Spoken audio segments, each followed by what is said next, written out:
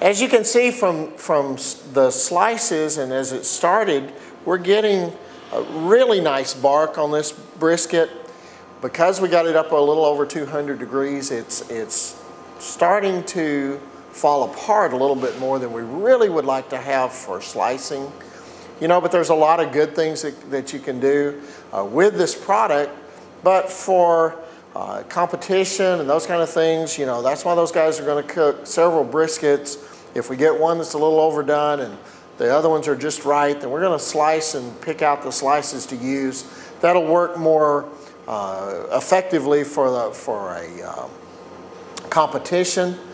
Some of the competitions do have rules on what thickness of brisket you have to turn in, and at that point in time, cutting one like this is going to be pretty difficult from the standpoint of getting the slices really, really thin.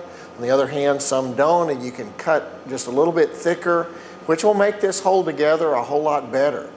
If we need to be able to, if you're using these for home or restaurant and those kind of things, and we don't get really good solid slices, gosh, it makes great pulled or shredded or chopped beef for different applications, and it still will eat really, really good, but it may not slice quite as effectively as we'd like for it to. Actually, I'm going to go ahead and instead of slicing the whole brisket, we're going to go ahead and make a slice through more the middle portion of the flat portion of the brisket, just to see, especially since this one's a little bit overdone, and let's see how it holds up, because sometimes these thicker portions will allow it to hold together just a little better. That's a pretty nice slice.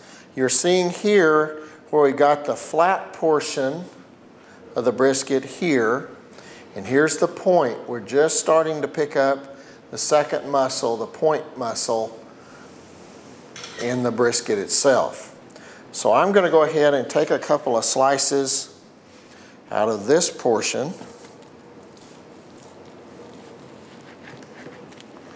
It's still going to be a little bit crumbly, but I think you can get a pretty good idea of what that's going to look like.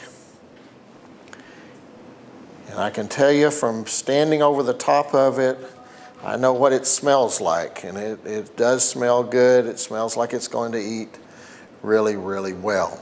The other thing I would suggest, especially as we start to look at being able to take the two muscles apart to do some things, once you start to see a significant amount of the point muscle on here, that very easily can be removed.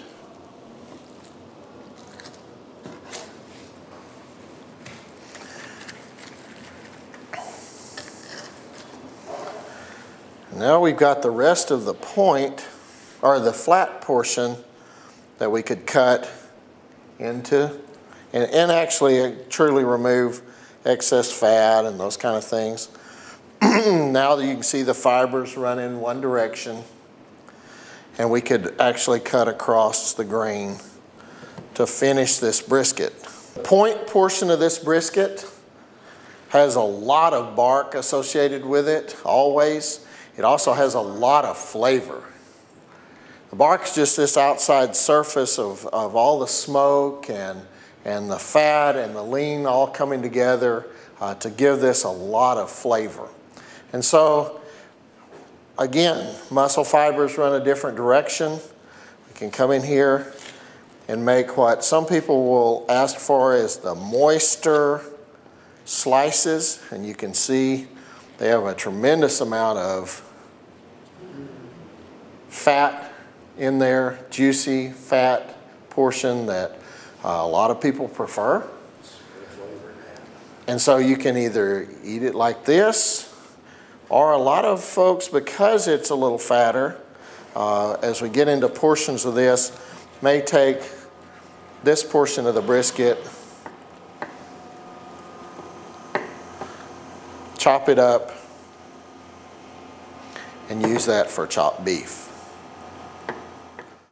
To salvage the box with something like this that got a little too much heat on it, we're going to take whatever good slices we can capture out of that.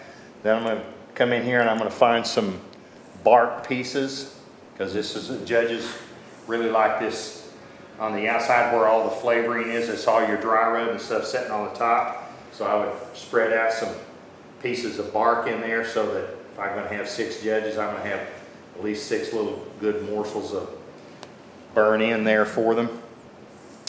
Let's find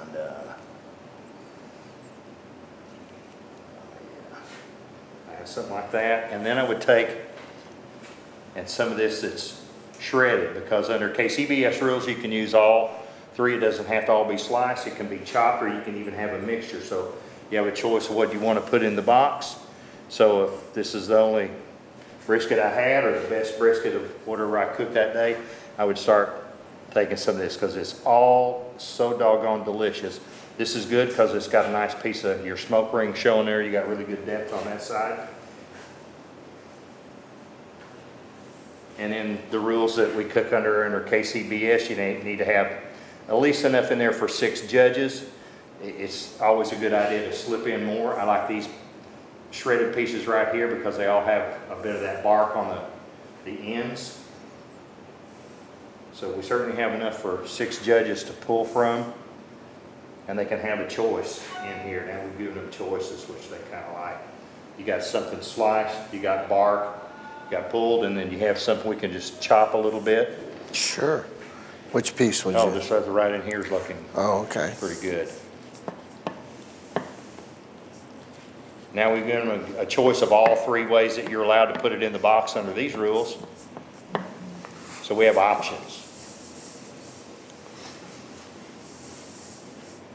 So we're trying to take the most positive approach of what we had to work with here today. Remember what we say, barbecue is when it's good, it's really good, and when it's bad, it's still pretty good. So you can't really have bad. Oh, that's wonderful right there. So pull this up more in line with this, I think.